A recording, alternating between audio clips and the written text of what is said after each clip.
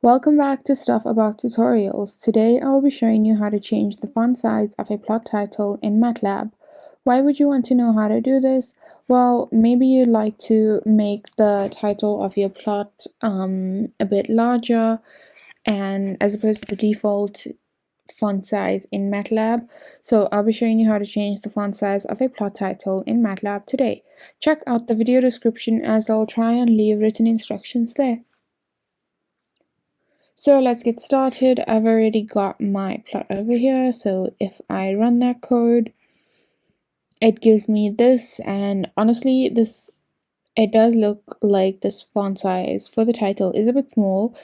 So what we can do to change it is, as you can see, I've already modified the color of my plot title. Let's just remove that and have it be black.